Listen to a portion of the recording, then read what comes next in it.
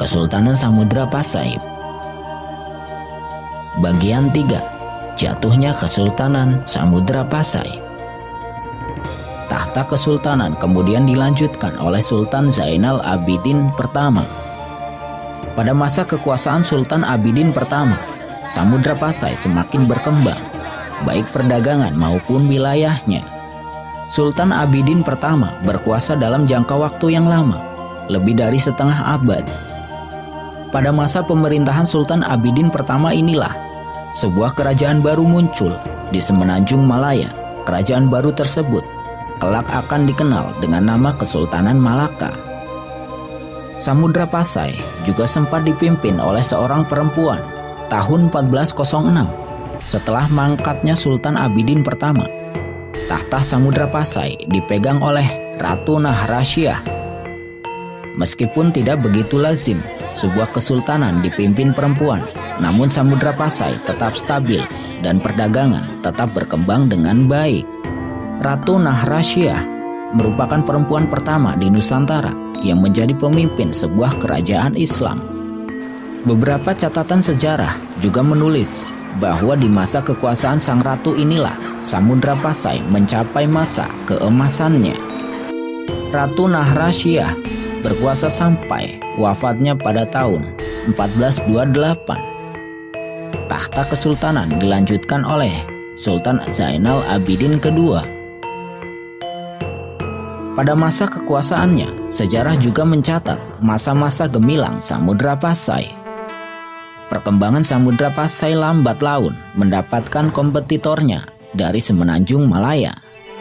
Kesultanan Malaka pelan-pelan mulai berkembang baik secara politik dan ekonomi. Tahun 1438, Sultan Zainal Abidin kedua meninggal dunia. Sultan Salahuddin kemudian naik tahta. Namun, peta kekuatan ekonomi dan politik segera berubah di perairan Semenanjung Malaya. Pelabuhan Malaka semakin ramai, sehingga kekuatan maritim di Semenanjung Malaya mulai bergeser ke Malaka. Surutnya kekuatan Samudra Pasai dimanfaatkan oleh Malaka. Ketika Sultan Muhammad Iskandar Shah memimpin Malaka, beliau menikahi salah satu putri dari Samudra Pasai.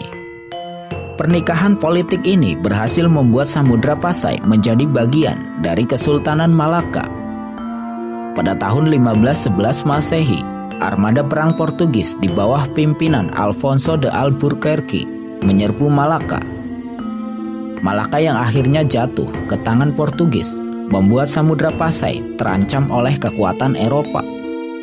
Ketika itu, Samudra Pasai dipimpin oleh Sultan Ahmad kelima. Keberhasilan Portugis di Malaka membuat mereka mengincar Samudra Pasai.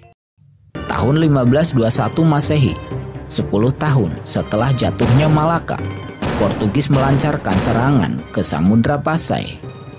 Sultan Ahmad ke-6, penguasa Samudra Pasai, tidak mampu menahan serbuan Portugis.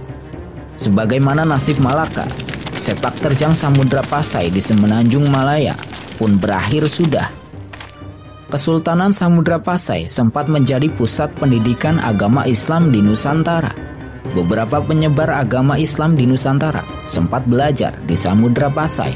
Misalnya adalah Fathahilah atau yang dikenal sebagai Sunan Gunung Jati.